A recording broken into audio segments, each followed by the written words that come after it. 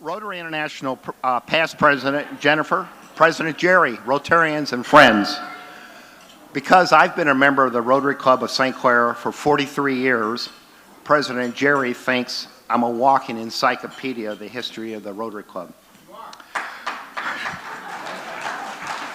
Which is why he asked me to speak about the Rotary Club of St. Clair.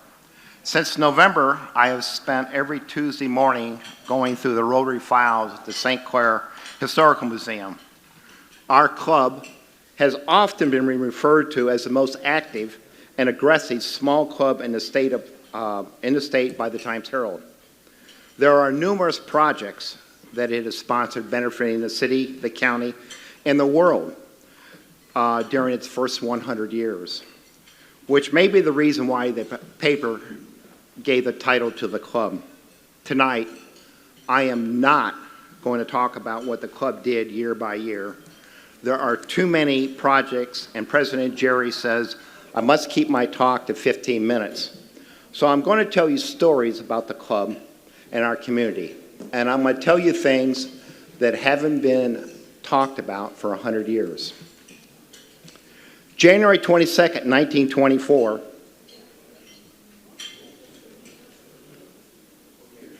sorry, I went the wrong way. January 22nd, 1924 was a cloudy day with a temperature hovering around freezing when 25 Rotarians from the Mount Clemens traveled to the St. Clair's Cadillac Hotel. They came to sell Rotary to the community with the goal of starting a club here. People in St. Clair had been meeting for months to talk about Rotary and asking if Rotary's ideas would mesh with the community's culture. This meeting was to close the deal. They must have been great salesmen because 32 St. Clair citizens paid dues and elected officers that day. 2 members quit before the club received its charter 3 months later on April 22nd. One of the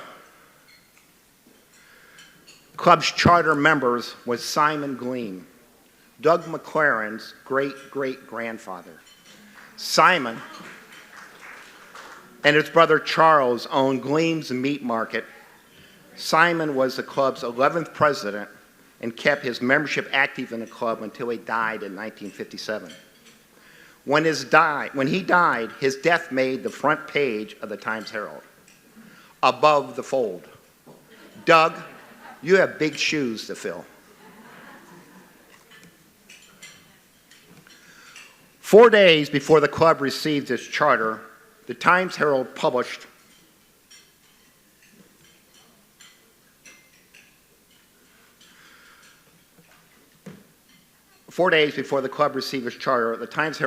a story about a joint project between the Port Huron and St. Clair Rotary Clubs. The clubs were taking a survey of crippled children in the county. They wouldn't identify them so the children could be examined by an orthopedic surgeon. According to the article, many crippled children had never been examined by a doctor. Due to recent advances in orthopedic surgery, there was hope that some of the children might be able to live a normal life after treatment. Later, there was a follow-up story that said 145 children were treated through the club's program. 3 were from the city of St. Clair. In addition, the clubs were able to raise the funds to cover the children's medical expenses.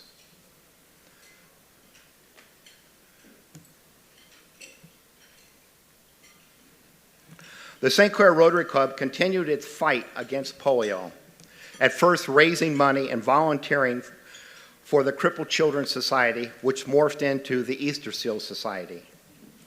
In 1985, the Rotary Club of St. Clair held an evening meeting at Emmanuel Lutheran Church to hear about Rotary International's new program, Polio Plus, whose goal was to eliminate polio from the world by 2005, Rotary's 100th anniversary. There was a new battle plan. Up until 1985, the polio vaccine was only administered in developed countries due to the short life of the vaccine. Rotary rewrote the playbook on mass immunizations, figuring out how to distribute vaccine in third world countries, countries where refrigeration is difficult to find and critical in extending the life of polio vaccine.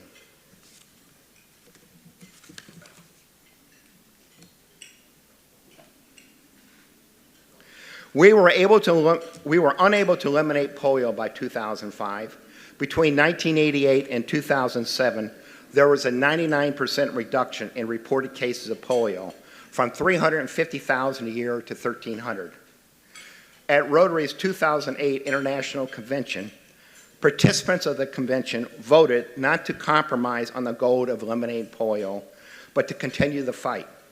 Our goal is to go 2 years with no reported cases of polio in the world. This year, there have been 5 reported cases of polio.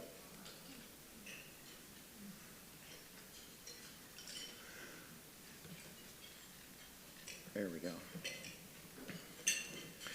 For 100 years, the St. Clair Rotary Club has fought polio. First its effect, and now the virus. Currently, Jim and Diane Ives sponsored dinners at their house, raising funds to fight polio on World Polio Day. Those funds were part of Rotary International's $69 million it contributed to fight the polio in 2023. We will win this war. We will defeat polio.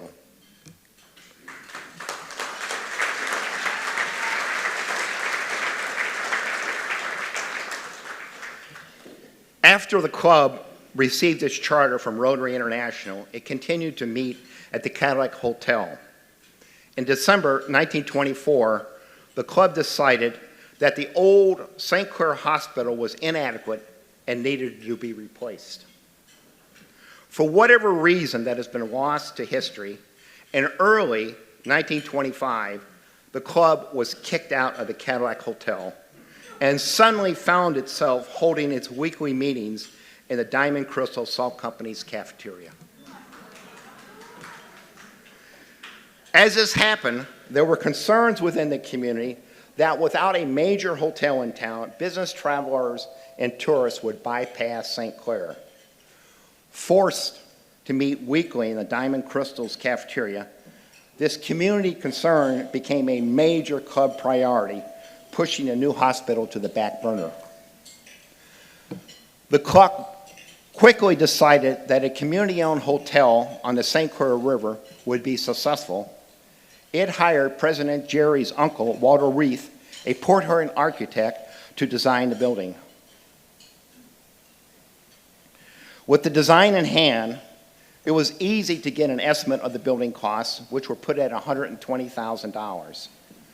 The St. Clair Hotel Corporation was formed with a goal of $140,000 in initial capitalization. Surprisingly, Club Lore says it received subscriptions of $120,000 in 24 hours. In today's inflated dollars, that figure would be north of $2 million. Club members continued to sell stock until they raised $180,000. When the inn opened to the public in 1926, it, like our current Boardwalk Theater, had no debt.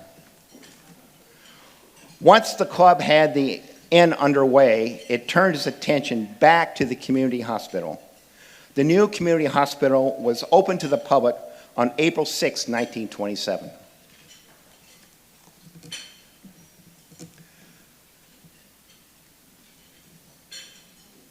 In the 1930s, during the Great Depression, club members realized that a few St. Clair High School graduates needed financial help if they were to go to college. The club established a college loan program.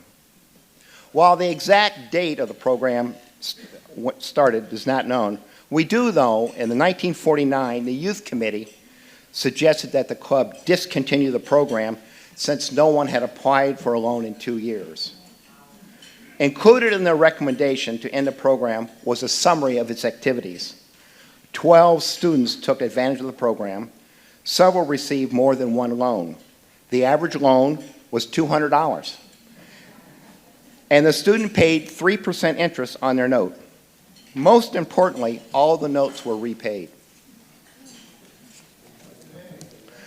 According to the Times-Herald sports section, the club sponsored amateur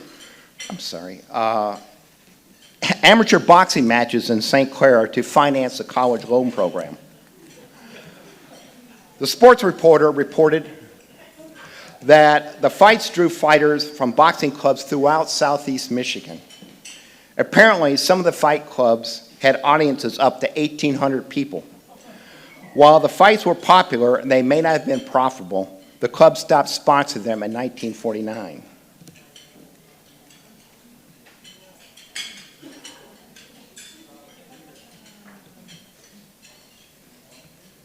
There we go. The club's welcome song was written in 1946 by Al West for the district conference, hosted by the club at the St. Clair Inn. Al West was an interesting person. He came to St. Clair in 1928 to become the high school athletics director and coach. His 1934 basketball team was runner-up state champion.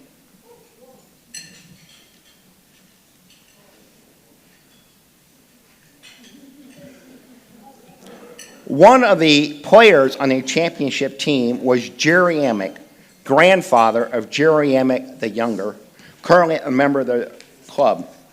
Jerry Amick the Elder was a real estate broker and past president of the club. While Jerry Amick the Elder did many things for the community, the one project that I think he is most proud of is raising funds for the city to purchase the First Baptist Church on 4th Street, which is now used as a community center and the home of the St. Clair Historical Museum. I think the problem is that post is blocking me from the computer. When the church's congregation made the decision to sell its building, it gave the community 30 days to raise $30,000. Jerry appealed to everyone in the community, and to everyone's surprise, he raised the funds within the 30 days. It is because of Jerry's interest in the community history that so much information about our club has been preserved. I digress, and I need to get back to Al West. In the mid-40s, Al quit coaching and became a personnel director for the Diamond Crystal Salt Company. The company transferred him to Ohio, and in 1945, he did not live in the community when he wrote the club's welcome song. Diamond Crystal Salt brought him back to St. Clair, and he rejoined the club. He became the club's president in 1949-1950 fiscal year.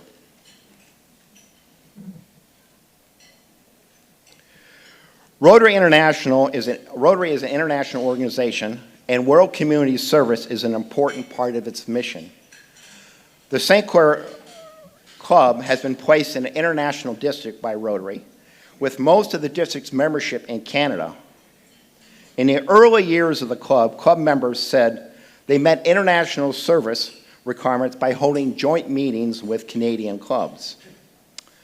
The interesting thing about this statement was that we noticed a pattern of the club's joint meetings with Canadian clubs.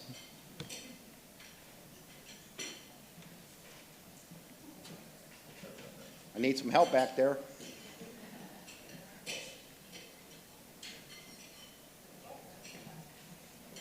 It seemed club members liked to visit Canadian clubs located on the St. Clair River by boat in the summer months during Prohibition.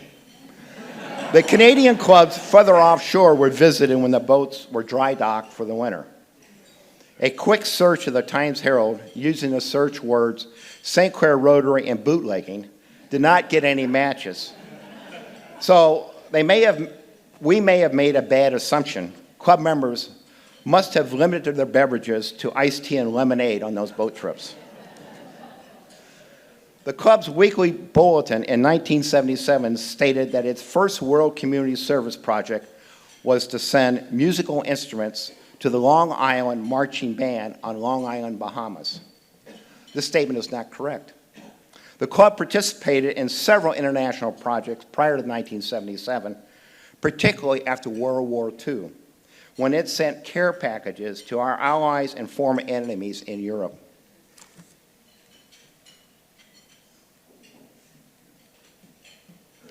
Since 1977, the club has become more aggressive with its World Community Service projects, such as sending scientific books and magazines to universities in Costa Rica and the Philippines.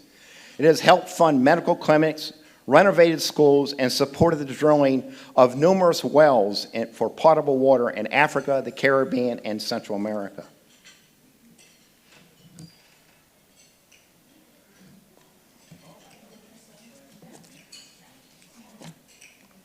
Somehow we got ahead of ourselves.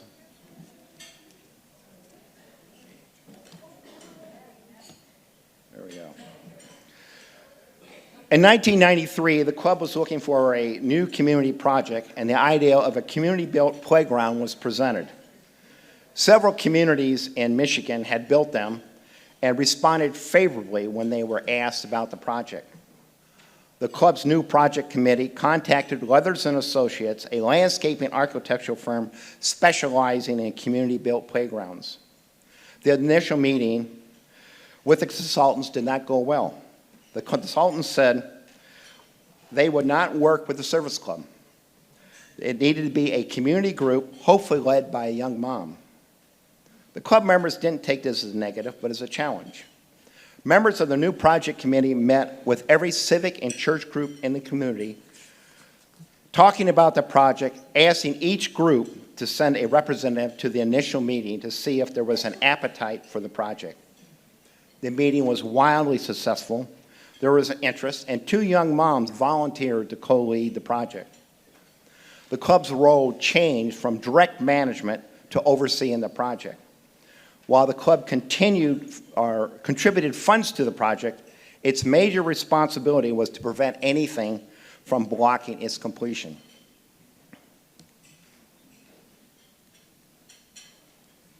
What club members did not realize is that it had tapped the community's DNA. In 1930, the St. Clair Lions Club led a community-built project to build Pine Shores Golf Course. Jerry Ament, the elder, told us that you knew when the Diamond Crystal shift ended, the whole shift would come over and volunteer at the golf course until dusk. The club contributed funds to the project and watched over it to make sure that no obstacle prevented its completion. If the club does its job right, history does not record its involvement.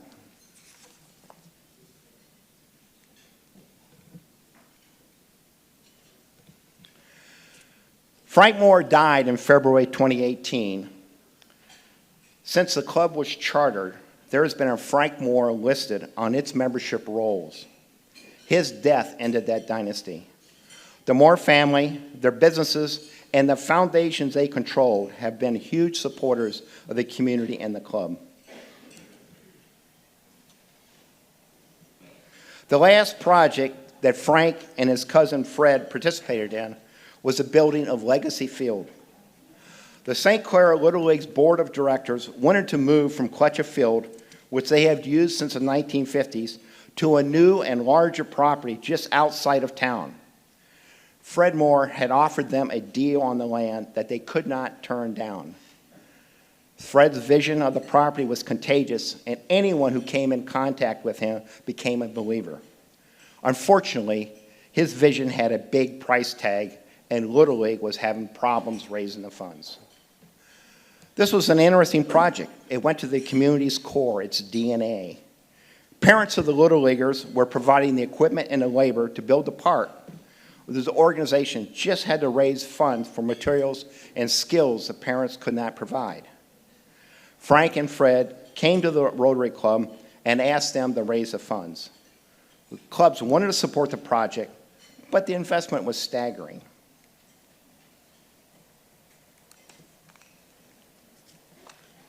Club members talked about it, debated it, and finally made the commitment.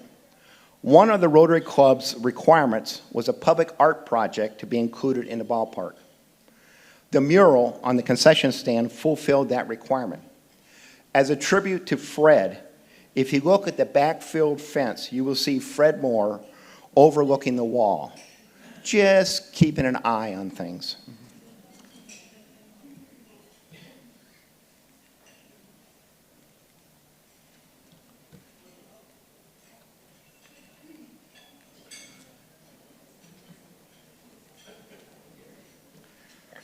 I think a quote attributed to Margaret Mead sums up the St. Clair Rotary Club's first 100 years.